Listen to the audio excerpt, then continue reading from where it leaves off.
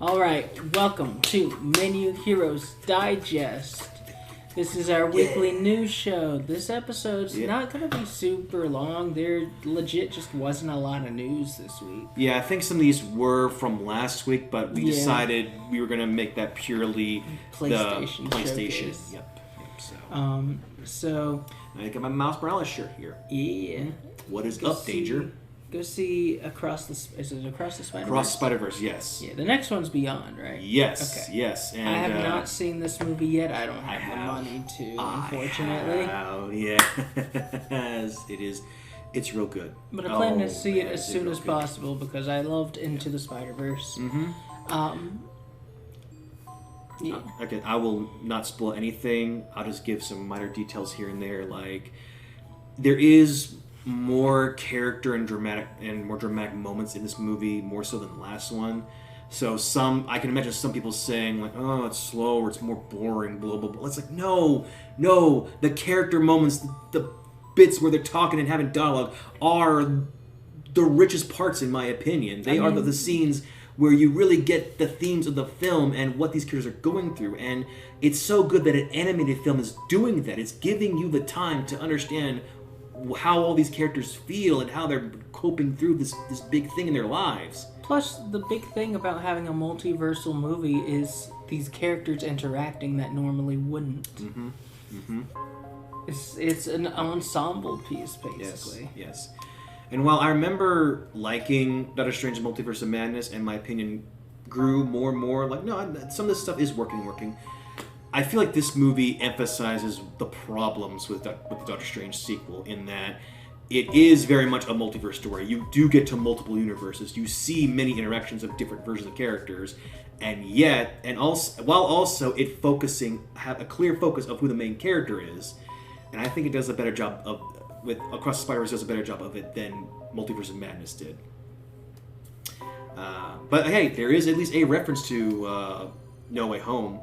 It probably was in the trailers, but like they do emphasize, the stuff that happened in that movie is canon in this movie too. It affected this. Yeah, that makes sense. Yeah, that's cool. And also one more. Obviously, yes, it is a two-parter, so the ending will let you know. Yes, there's going to be another movie coming soon, so just give you a heads up on that. There is no after credit scene. No. Just figured I'd put that here. It's not really a spoiler. I always Google it. And one last thing before I end it. Spider-Punk has been popping out more recently in the last few years. I think this movie has really emphasized, like, no, Hobby Brown is freaking cool. And now I'm kind of mad that he's not necessarily canon in the main Marvel Comics or MCU timeline. Because Spider-Punk. He's black and British, and he is loud and proud, and I love him. And it's like I don't know if I can look past that. The fact that he's British. Okay, good save there. Nah, it was gonna be a joke. Yeah, the saddest part is like cool. I don't know who the actor was, but like there was like a popular fan-made Spider-Man film that was going around the internet, or at least it was getting funded, and was getting all these things like, oh my god, like this looks so authentic to the comics and everything, or this looks like the Spider-Man movie we want, screw the MCU Spider-Man. Yeah. Well, it turns out the actor they chose in that Spider-Man fan film was out and out racist.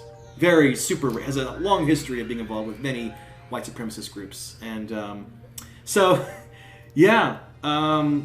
actor they had to play Spider-Punk in the fan movie? No, Steven, you missed some points here. I did. I think I did. Yes. Okay. Okay. There was a fan film called Spider-Man Lotus. It had a bunch of the classic Spider-Man characters: Peter Parker, Gwen Stacy, Norman Osborn, blah blah blah blah blah, Harry Osborn, all the classic characters that you've probably seen a million times, but the fans still love. And it was a fan-made film. It was very much like them showing the Spider-Man film that they wanted, and fans were going crazy over for a while. But again, the actor to play Peter Parker, You're getting the dogs worked up. Shame on you. You're getting me worked up because I'm like, no. I just missed it. Okay. I just told you the guy was racist. There's no way they would have Spider-Punk. Certainly black Spider-Punk in that fan film. That's why I was confused when you said white supremacist group. I was like, I don't think the actor for Shush! For Spider-Punk would be in white supremacy. Unless some weird Kanye West thing was going on. Some weird Kanye West thing was going on, yeah. So, let's move on. Okay, so Across Spider-Verse, awesome. Spider-Man Lotus, boo. And that's gonna do it for this episode. Okay, all right. Yeah, here we go. All right. Mega Man slippers. Yes. These look awesome. My only complaint is that they're not that they're Mega Man. I mean that he's there. It kind of ruins it if you were going to use it for cosplay, but you can easily cover it up. Yeah. And that they're slippers, so I can't wear them out if it's raining. Yeah. But they are freaking cool. Capcom is partnering with Fun.com to release this. It's official. Yes. And it'll be releasing June 23rd in small, medium, large, and extra large for $30. Thank you. For us big feet people, we need this. So there will be a pair of Mega Man sneakers, but I don't think they're going to be the boot style. Yeah. They'll be $60. Available in August, sizes 6 to 13. And look, I know financially I'm not doing too great, but I will finagle something. I'll skip a meal here and there just to get these shoes. Okay. I want to get them too. They're so awesome. Buster! Shut up, buddy! You can't chew on these shoes, buddy. You can't. Not for you. So, The Lord of the Rings Gollum. I've heard negative things about it. So this is Daedalic's official apology. Mm-hmm. Dear players, we would like to sincerely apologize for the underwhelming experience many of you have had with the Lord of Ring Gollum upon its release. This would be Lord of the... What? The Lord of Ring Gollum. That is... we acknowledge and... I'll get to that in a moment. Yeah. We acknowledge and deeply regret that the game did not meet the expectations we set for ourselves or for our dedicated community. Please accept our sincere apologies for any disappointment this may have caused. Our goal as a studio and as passionate The Lord of the Rings fans has always been to tell a compelling and immersive story-driven adventure. Crafting a story with Middle-earth as our playground has been the greatest honor and the biggest challenge we have faced so far. At Daedalic. Whatever. We understand Daleks. that a game's success relies on the enjoyment and satisfaction of its players. We genuinely value your feedback and have been actively listening to your voices, reading your comments, and analyzing the constructive criticism and suggestions you have provided. Our development team has been working diligently to address the bugs and technical issues many of you experienced. We are committed to providing you with patches that will allow you to enjoy the game to its fullest potential. Once again, we deeply apologize for any inconvenience caused, and we appreciate your understanding during this time. We will continue to keep you updated on our progress and provide transparent communication regarding the upcoming patches and improvements. Your passion and dedication as players have been the driving force behind our determination to make things right. Thank you for your support. Sincerely, them. So, this was a bad idea from the very start. Let's start off with the Lord of Ring Gollum. Yeah. This one line is what has caused many to go with the assumption that this was an AI-generated apology. And honestly, it's so generic. It doesn't, specifically target anything. It's just there's been bugs, technical issues. Sorry that you experienced it. Basically the same as the Rockstar apology when they released the definitive edition, the definitive trilogy edition and thing. Cyberpunk. Yeah. Well, at least for Cyberpunk, that one I felt like it was a bit more genuine than the other two, than this one, because I think the creators have actually talked to it. They feel more down to earth than some of the other CEOs of these companies. CD Projekt Red, I believe, is the company. Yeah, they have gone around saying we let investors talk us into rushing this thing, and we are very sorry for that. So yes, well, that didn't go as well.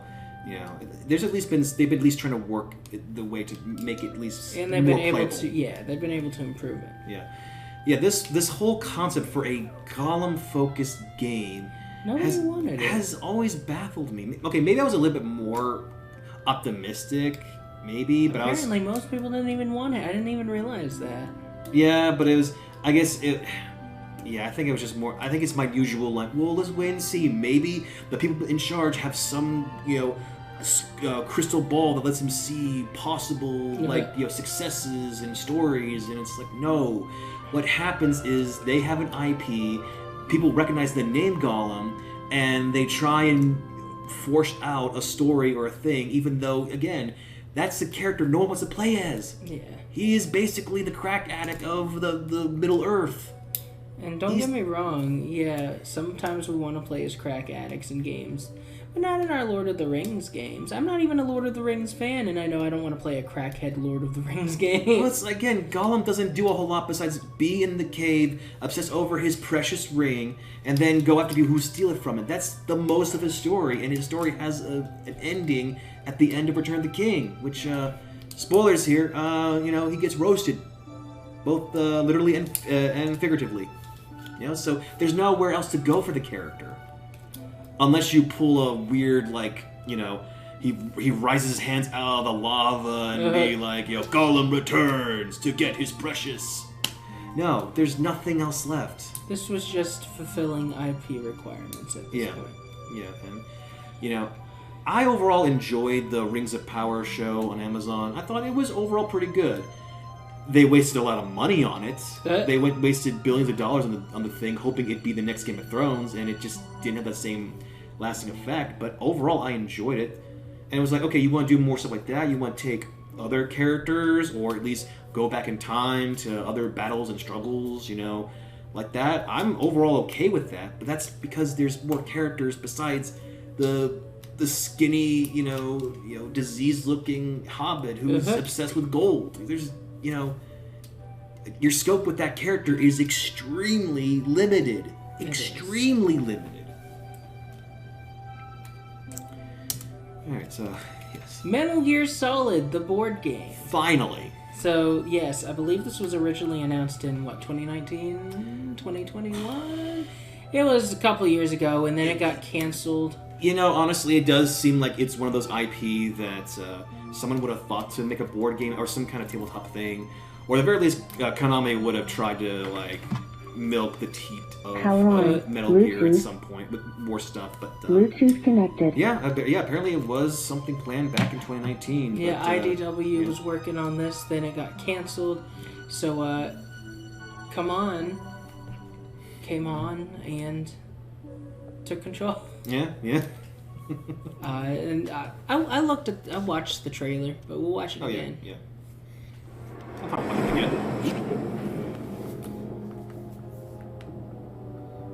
So, from what I can tell, it's the campaign from the first Metal Gear Solid game. I'd imagine that. I'm sure they want to keep it around to where young Solid Snake is. When you get to Metal Gear 4, that's when you see a much older version of Solid Snake, and there's a few other classic, Psycho Mantis is a classic villain from Metal Gear 2. So I guess this might be actually from Metal Gear Solid 2, I believe. It might be combining them. Yeah, sure, fine. Or some in between quill or something. Little gray fox. Oh yeah, Inoda Khan. That's Snake's secret boyfriend. He looks at his phone with the mirrored sunglasses, and it says secret boyfriend.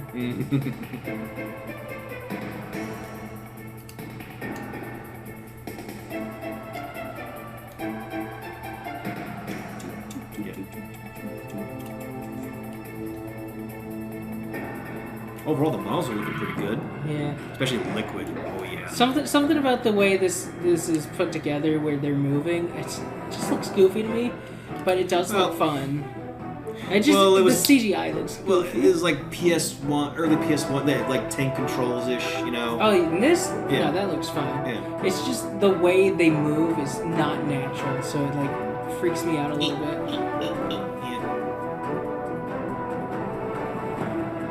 This is clever.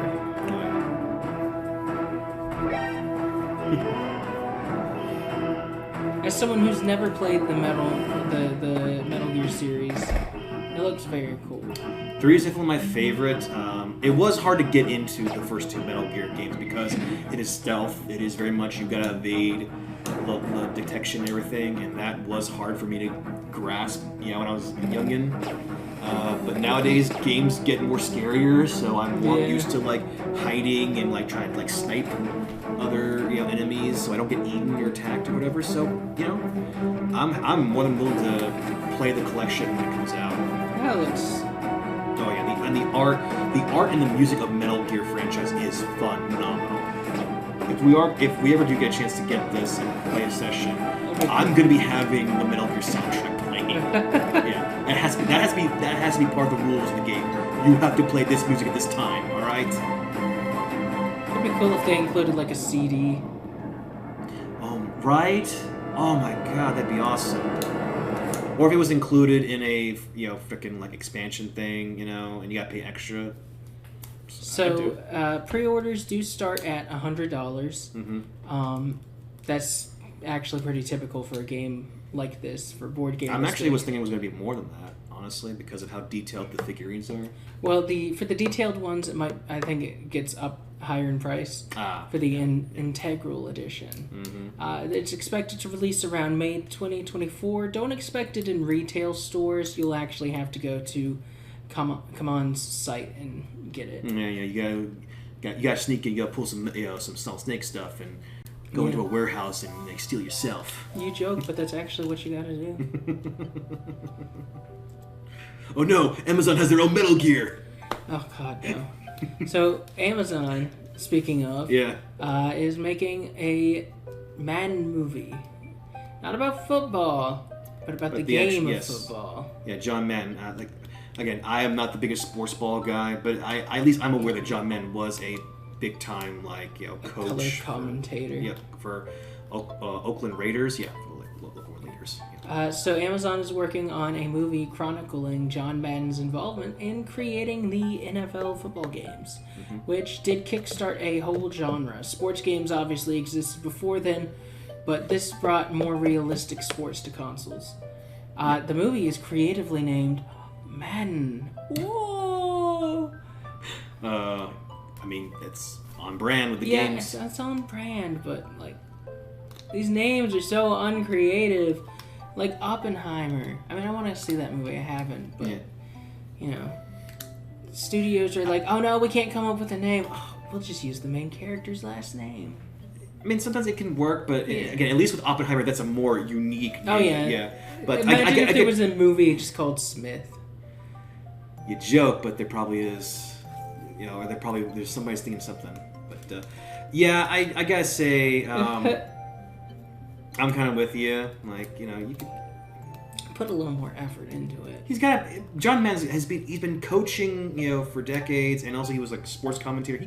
He should have had some kind of catchphrase or something you could have put as the title of the thing, Although, look at him go or whatever. Madden, I picked on this movie, but Madden actually works for this movie. Yeah. Because it's talking about both the person and the game. Yeah. Supposedly, David O. Russell is tapped to be the director, and Will Ferrell is in talks to play John Madden himself.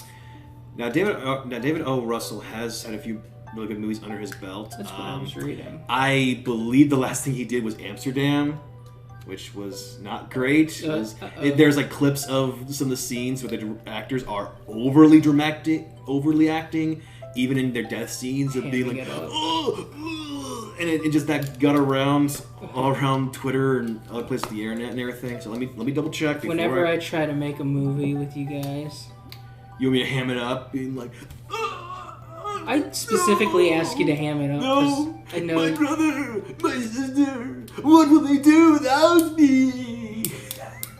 I had you play the superhero in a 2020 holiday special. I did. Yes. Buster! I need to make sure. Yep, it was Amsterdam. That was the last thing he did. But he did do American Hustle and Silver Linings. I like Silver Linings Playbook. Okay, so that's at least a movie that he did that I really love. He also did The Fighter with Christian Bale and Mark Wahlberg. That one's pretty good too. So again, obviously he does have a big solid record, but it's just he was doing something with Amsterdam, and I can't tell you what or why he was doing it, but I'm pretty sure that both Amazon and like the estate of John Madden is going to want to make sure, you're going to make this a serious movie, and you're going to make sure you make John Madden look bad. I don't know. They have Will Ferrell playing John Madden. They might. He can do serious roles. Yeah. No. Yeah, he's been proving himself more and more. I'm just saying it's kind of funny to think about, but I know he'll kill it. Yeah. Well, like the guy who was his best friend, John C. Reilly, he starred in that basketball show Winning Time, which was about like the California Lakers and everything. Big popular sports ball team. He played the big coach that helped them become like one of the biggest names in basketball. Okay. But apparently that role was something that Will Ferrell was been aiming for about a decade now, and since his former friend John C. Reilly got it, that really burned some bridges. Ooh. So I hope we never get to that where I want to do something and you do it, and then I just hold a grudge against you for how the fuck did Steven get to be Mega Man? How is that possible? It should have been my role. It should have been me. Yeah, hopefully it never gets to that, buddy. I'm just the blue bomber. It's okay. You can play one of the little construction guys. I cannot remember their names. I will be happy if I be Guts Man. You could be the tree. You could be one of the trees in Woodman Stage. Okay, do you really want to end this friendship right now? do you really want to end this right now? Alright, so here is Amazon's movie summary. Oh, yeah. After being forced into retirement by the Oakland Raiders, fiery former NFL head coach John Madden teams up with a mild-mannered Harvard programmer to rewrite his fading legacy by building the world's first football video game. Wow. Not exactly. That summary is so wrong. I wish Twitter was a working site so it would be able to like put in parentheses, this information is not accurate, or this text has misleading information. Oh no, you can do that on Twitter. Well, they do that all the time. It's hilarious. Okay. Because celebrities will say something and then enough people will like put context and it'll say users have added context, and it's the complete opposite of what they've said. Yeah. But yeah, no. I just figured that Elon Musk would have gotten rid of that or deeply hamper it. But okay, if he wants to be a masochist and have his own tweets be pointed against him, all right. You'd think the king of garbage would know better, but... Everybody won to Switch. Speaking of the king of garbage. Yeah. I'm mean to this, but it's just because the first game was stupid. Well, wasn't that the point, though? It was just a bunch of random party games. It could have been like Wii Sports, but it was $50. That is an instant killer, yeah. No. It was $50, not Your including mascot's a guy in a horse mask. That's for the new one. That's for the new one that will sell for $30. Okay, that's better, but not great. So a sequel nobody asked for. Everybody Won to Switch is coming out at the end of this month, June 30th. Internal and playtesting reception has been poor, which is why it was delayed. $30, and players will connect through smart devices, like a Jackbox game knockoff. So again, Super Mario Odyssey didn't get a sequel.